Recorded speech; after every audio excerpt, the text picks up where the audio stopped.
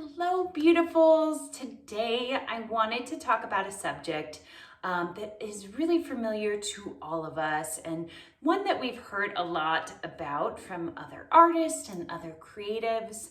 But I wanted to approach it hopefully in a little bit different way that works for me, and that is our schedules. I have seen so many different beautiful ways of how artists create and what their daily or ideal schedules look like. And I love the insights that are provided by so many. But I found that a lot of times they fit into this tidy little container. And that tidy little container did not work for me and did not work for my art practice. And it might work beautifully for you. But if you're anything like me and you need to think a little bit outside of that, this may be the video and advice for you. So there's many reasons that I felt like I couldn't fit into this little tidy box. And what I mean by that is, 8 o'clock I work out, 10 o'clock to 12 o'clock or 10 to 1 I create and I get my art done, and then I do marketing. I tried that, and it became more of a frustration to me than it was helpful. I do think and I do highly value us creating daily. I think it is so important to prioritize the things that you value the most in your life. But I had to think about it a little bit differently. And I do thank the pandemic for allowing me to kind of connect to this new way of thinking for me as far as my schedule. So there's several reasons that it didn't quite work for me. One, I have small children at home, and we all have things to juggle, whether you have children at home or not. But for me, it was, someone would get sick and then their schedules would change, or we'd have a snow day and then my schedule would constantly change and I would get frustrated. I was realizing that I wasn't as adaptable as I wanted to be because of this set schedule or this ideal schedule. Two, I struggle with some ADHD, and so I have moments where I'm obsessive and can't stop working, and other moments where I'm so distracted that I don't even make time for creating. And I didn't like that I couldn't create daily. So I wanted to figure out a way to shift that and shift the way I thought. And then three, I felt a little bit stagnant in my creativity when I had a same schedule. Now, I do think it is so important to prioritize whatever is the most important in your life. So I decided to create categories that are kind of my checklist each day. So my goal is to hit all of the categories. The categories are movement, create, quiet, grow or learn, teach, and play. And so with these 6 categories, if I feel the best when I do all 6 of them in my day. And that may look different for you. Maybe these categories are different, or maybe what you put into the categories is different. So I'll break down each for you. And maybe that'll provide you with some ideas of things that you could do each day that will allow, for me, it was really important to have that growth, to have that time to myself, to have that time to create, to be playful and have fun, and to teach and to share what I have learned. And then to keep healthy and to move my body. So all of these things were kind of my core values, and that is essentially what created a schedule that works for me. All right, movement. Some are more obvious than others, but movement, obviously we have exercise, getting outside, hiking, yoga, going for a walk with a friend, getting on a Peloton bike, doing a 5-minute ab class. Any of those things for me fits under to the movement category. Create. Now this one's a little different because I kind of have two subcategories under create. One is creating something just for me, and one is creating something I wouldn't say for others, but maybe this just for me is not something that I would share with everyone. Maybe it's something in my art journal.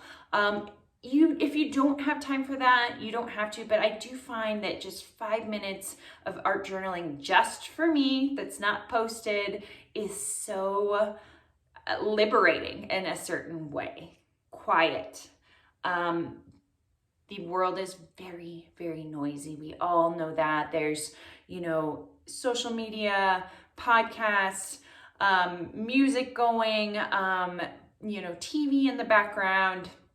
I try to find a little bit of time each day to just have quiet. And that I've started to bring in meditating into my process and my day to day. And that's one way to find quiet.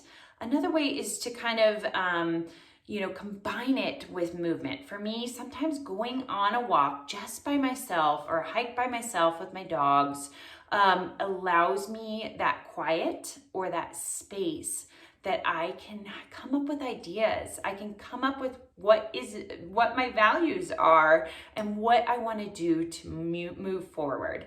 And I think it's so important to have this time.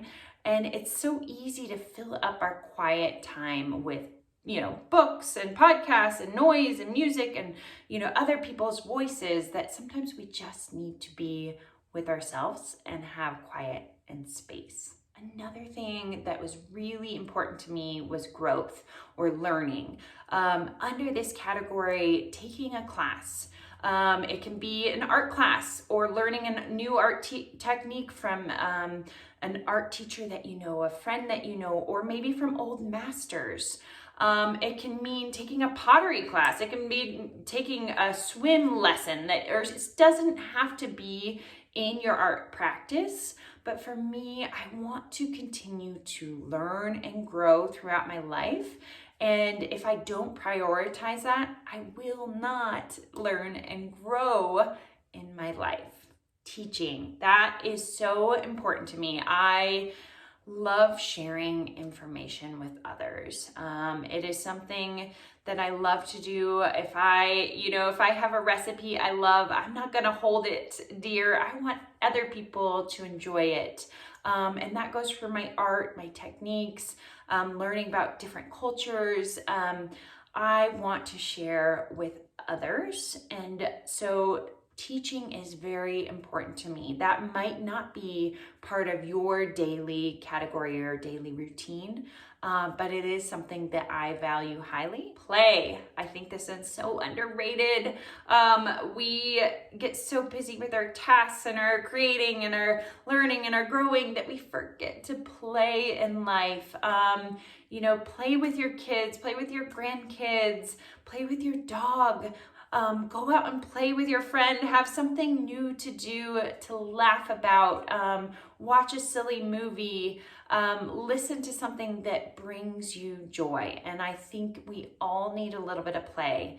In your art practice, you can play in your journal, play with a new medium, play with closing your eyes and painting a portrait. But just that is a very, very important part, I think, that we need to include in our life. So I hope these categories help you. If you're anything like me and you really struggle to have a set schedule every day, I find that these categories make it a lot easier. And you don't have to have a lot of time. You may be looking at this thinking, Christy, this is 6 categories. How do I do this every day? Sometimes I do 5 minutes of each. That's only 6 things. So that is not a very much time in your full day. So I could do 5 minutes of yoga. I could do 5 minutes of creating in my art journal. I could do 5 minutes of reading a book. I could do 5 minutes of meditating. I could do 5 minutes of teaching my kids math. It doesn't have to necessarily be filming a whole class. It could be 5 minutes of editing and then 5 minutes of just play in your day. So I read the book Daily Rituals, and I think it's really wonderful. It talks about different creatives and their daily schedules and their daily rituals. And I found it very fascinating. And the one thing I took from it, I mean, some people would have a very strict schedule. Some people would work in the middle of the night. Some would work in the early morning. Some would work while they were drunk. I mean, there was so many different things and scenarios, but the thing that they all did is they created every day, and they made time for the thing that they valued the very most. So make that time, whatever it is, and make that part of your daily routine, because each day as we add up, that becomes our life. Thank you again for being here. I am so appreciative of you following along with me and in my art journey. If you have any advice or feedback, I would love to hear about your schedules and what works for you and what does not work for you. And again, I have a worksheet that you can download up on my blog if you feel like these categories are going to work for you and your art practice. Thank you so much for being here.